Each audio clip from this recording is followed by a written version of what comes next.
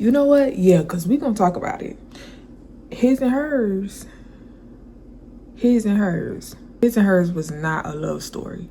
And once you realize that, the whole show changes. Oh, yeah, yeah, yeah, yeah, yeah, yeah. Hey babe, welcome to the Essence Cut, where we slice into the latest movies, iconic TV shows for the laughs, the layers, and the messy details that they didn't want us to notice. Today we're talking about the His and Hers limited series. And if you thought that this was a romance like I did, sit down.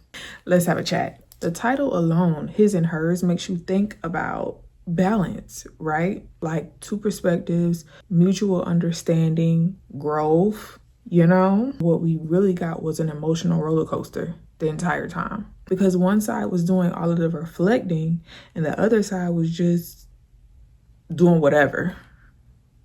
So if you haven't heard, His and Hers is a 2026 Netflix limited series that has about 6 episodes and is categorized as a mystery thriller based on the 2020 novel by Alice Feeney, and it premiered on January the 8th, 2026. The show follows Anna Andrews, a former TV news anchor who has isolated herself after personal setbacks. When she hears about the murder in Dahlonega, Georgia, her small hometown, she returns to investigate, driven partly by professional instinct and partly by unresolved ties to her past. Anna's estranged husband, Detective Jack Harper, is officially leading the investigation and is deeply suspicious of her motives. The series plays out as a tense, twist-filled whodunit where both protagonists confront buried secrets and long-standing animosities, each convinced the other may be hiding more than they let on.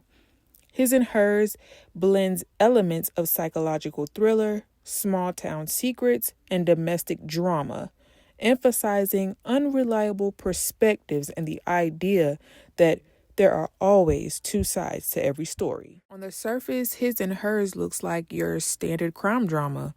A journalist, a detective, a murder, secrets slowly unraveling.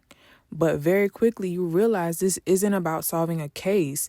It's about narratives. Who tells the story, who gets believed, and who benefits when the truth stays buried. So today, we're breaking down the main characters, the real villain, and why this story feels unsettling, even when nothing's really happening.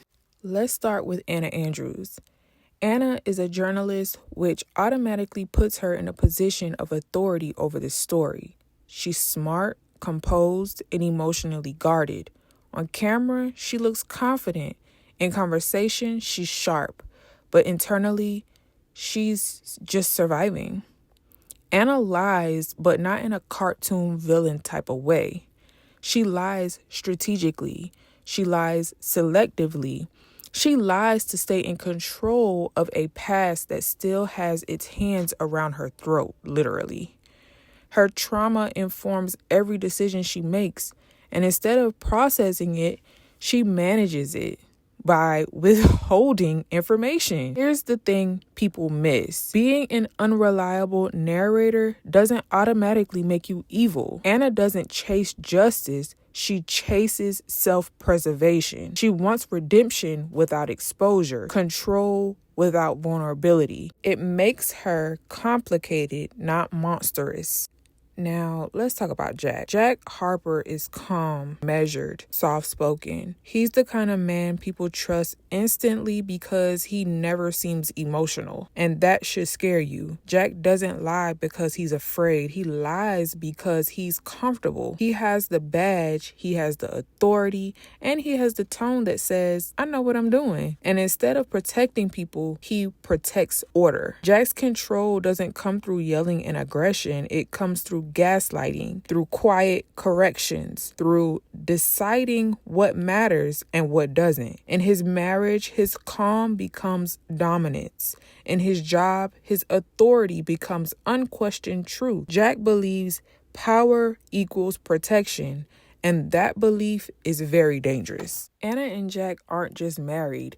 They're ideological opposites. Anna controls information to survive. Jack controls information to dominate. Anna silence comes from fear, and Jack's silence comes from entitlement. And the system rewards Jack. It trusts his calm over her emotion, his certainty over her complexity. So while Anna is scrutinized, Jack is believed. So here's the truth. The villain isn't Anna, and it's not even just Jack.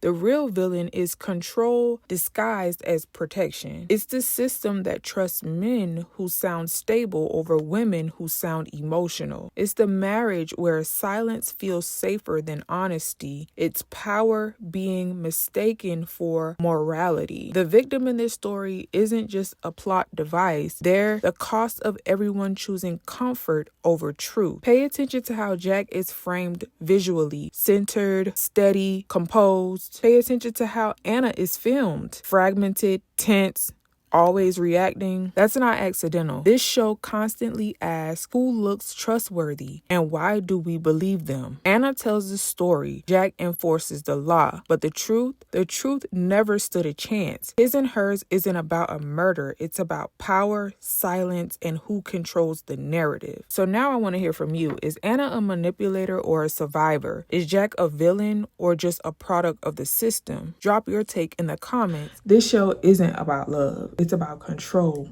perception, and power. And it also brings light to how people can tell stories just to make them look or feel right, you know? But you want to know the scary part? Both of them thinks that they're the victim. And kind of in a sense, there could be some truth to that. But let's move along. Let's be honest. His version of events, very convenient. He wasn't confused. He just didn't want to be held accountable. And her, she was very emotionally aware, but constantly minimizing her own intuition, which that imbalance between the two is the true villain here, which is why his and hers sticks with people. We've all been in a situation where someone tells the story differently. You start questioning your own reality. Suddenly, you're apologizing for reacting. Does that sound familiar? But I'm here to tell you that's not miscommunication, as what some people would want to push it off to be. It's actually manipulation. Depending on how you look at it, his and hers was not a love story. It was actually a warning. It's a beautifully shot reminder that chemistry without accountability is a trap. If this take made you feel uncomfortable or seen, subscribe to the Essence Cut. We're talking TV, movies, and the stuff that they don't spell out. I'll see you in the next cut. Oh.